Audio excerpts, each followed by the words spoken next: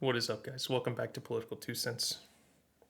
So, Joe Biden did an interview, and of course, this wasn't a live interview. This was a pre-recorded interview with ABC's George Stephanopoulos, and I'm sure they gave him the questions before. I'm sure he knew what was going to come based on the debate that had happened not too long ago, and basically, I just wanted to share a small snippet of this clip with you guys and kind of get your take and also give you my 2 cents. So let's get into it.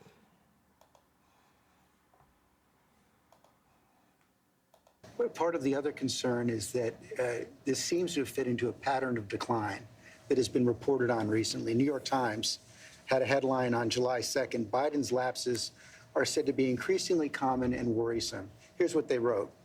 People who have spent time with President Biden over the last few months or so said the lapses appear to have grown more frequent, more pronounced, and after Thursday's debate, more worrisome. By many accounts, as evidenced by video footage, observation, and interviews, Mr. Biden is not the same today as he was even when he took office 3.5 years ago. Similar reporting in the Washington Post and the Wall Street Journal. Are you the same man today that you were when you took office 3.5 years ago? In terms of successes, yes. I also was the guy who put together a peace plan for the Middle East that may be coming to fruition. I was also the guy that expanded NATO. I was also the guy that grew the economy. All the individual things that were done were ideas I had or I fulfilled. I moved on. And so, for example, well, that was true then. What's Biden done lately? Today, just announced 200,000 new jobs. We're moving in a direction that no one's ever taken on. I know you know this from the days in the government. I took on Big Pharma. I beat them. No one said I could beat them. I took on all the things we said we got done. We were told we couldn't get done. And part of it is what I said when I ran was I wanted to do three things. Restore some decency to the office, restore some support for the middle class instead of trickle-down economics, both from the middle out and the bottom up, the way the wealthy still do fine, everyone does better, and unite the country. But what has all that work over the last 3.5 years cost you physically, mentally, emotionally? Well, I just think it cost me a really bad night, bad run. But, George, I'm optimistic about this country. I don't think we're a country of losers, that he points out. I don't think America's in tough shape. I think America's on the cusp of breaking through in so many incredible opportunities. This next term, I'm going to make sure we have straighten out the tax system. I'm going to make sure we're in a situation where we have health care for all people, where we're in a position where we have child care and elder care, free up, and all these things. The one thing I'm proudest of is, remember when my economic plan was put forward, a lot of the mainstream economists said it's not going to work. Well, guess what? We now have 16 Nobel laureates, 16 of them in economics, saying that Biden's next term would be, based on what he wants to do, enormous success. Trump's plan would cause a recession, would significantly increase inflation.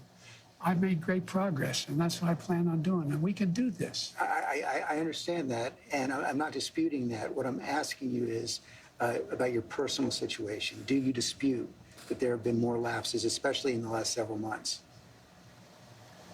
Can I run the 110 flat? No, but I'm still in good shape. Are you more frail? No. I know you Come spoke. keep my schedule. I know you spoke with your doctor after the debate. What did he say? He said, he just looked at me and said, "You're exhausted." I said, "Look, I have medical doctors travel me everywhere, every president does, as you know. Medical doctors, some of the best in the world, travel me everywhere I go. I have an ongoing assessment of what I'm doing. They don't hesitate to tell me if they think there's something wrong." I know you said you have an ongoing assessment. Have you had a full neurological and cognitive evaluation? I get a full neurological test every day with me. And I've had a full physical. I had, I've been at Walter Reed for my physicals. Yes, the answer is. I know your doctor said he consulted with a neurologist. I guess I'm asking a slightly different question. Have you had the specific cognitive tests, And have you had a neurologist, a specialist, do an examination? No, no one said I had to. No one said, they said I'm good. Would you be willing to undergo an independent medical evaluation that included neurological and cognitive tests and release the results to the American people? Look, I have a cognitive test every single day. Every day I have that test. Everything I do. You know, not only am I campaigning, but I'm running the world. And that's not how it sounds like hyperbole. But we are the essential nation in the world. Madeleine Albright was right. And every single day, for example, today, before I come out here, I'm on the phone with the Prime Minister of, well, anyway, I shouldn't get into detail, but with Netanyahu. I'm on the phone with the new Prime Minister of England. I'm working on what we're doing with regard to, in Europe, with regard to expansion of NATO and whether it's going to stick. I'm taking on Putin. I mean, every day, there's no day I go through, there are not those decisions I have to make every single day. And you have been doing that, and the American people have been watching, yet their concerns about your age and your health are growing. So that's why I'm asking, to reassure them, would you be willing to have the independent medical evaluation? Watch me there's a lot of time left in this campaign. It's over 125 days. So I'll the make answer, a decision. the right answer right now is no, you don't want to do that, right? No, I've already done it. You talked a lot about your successes at the beginning.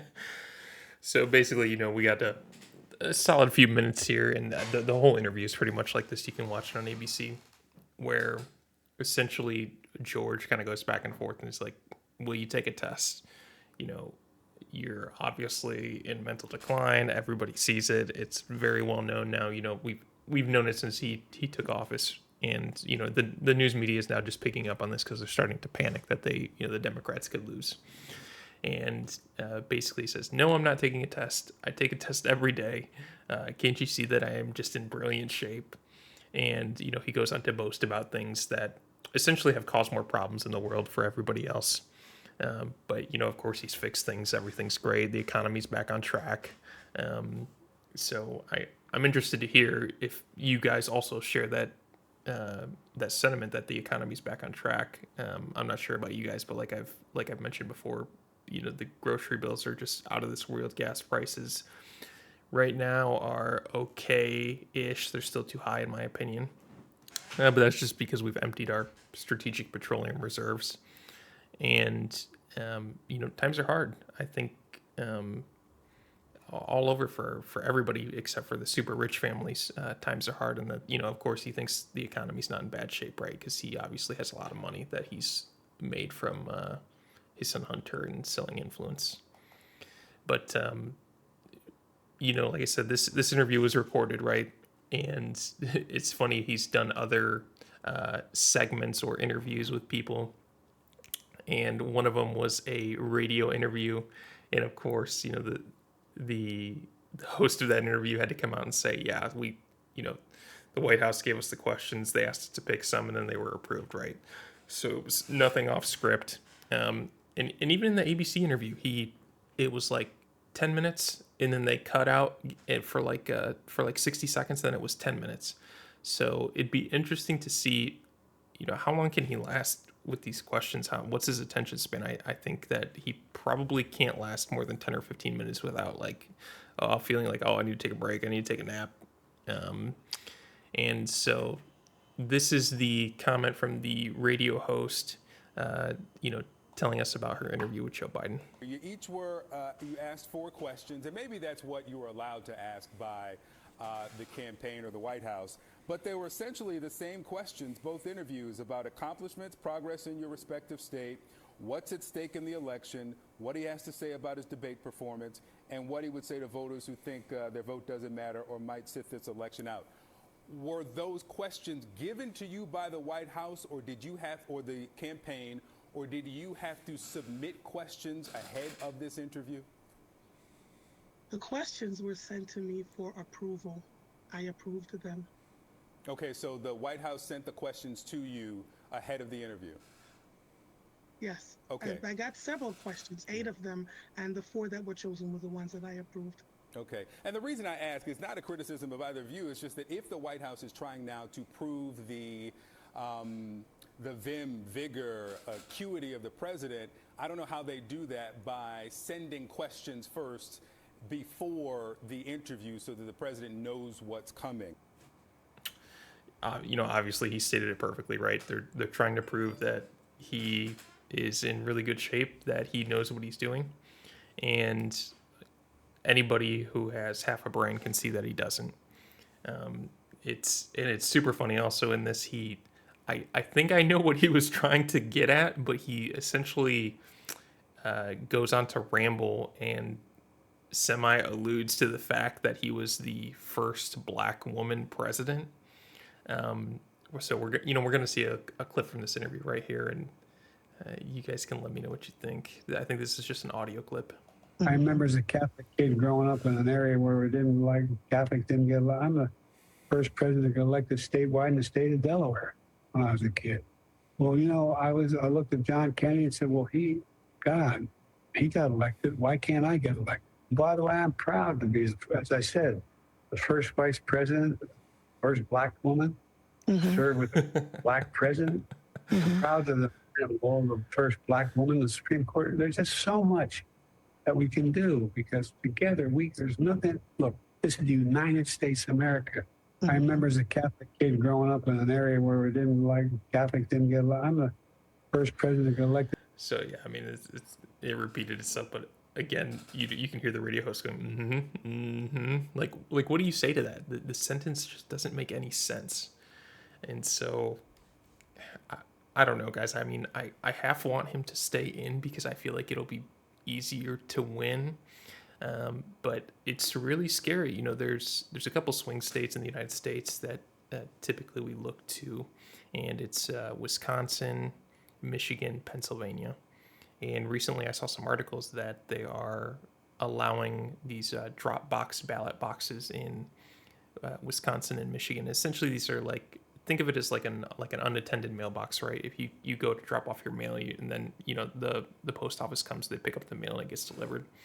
Well, these are drops similar to mailboxes. You can come and bring a envelope full of votes and just dump it in there, right? And and we've seen videos of these drop boxes being tampered with. And when I say tampered, I mean there'll be one lady who comes and maybe drops off 500 ballots, right? And what do, right? You count what's in there. And so it's going to be really scary. I think we are really going to have to pay attention and really going to have to get out there and show our votes. Otherwise, I don't know if the country can last 4 more years. But guys, thank you for joining the show. I hope you had a great 4th of July weekend, and we'll catch you in the next one.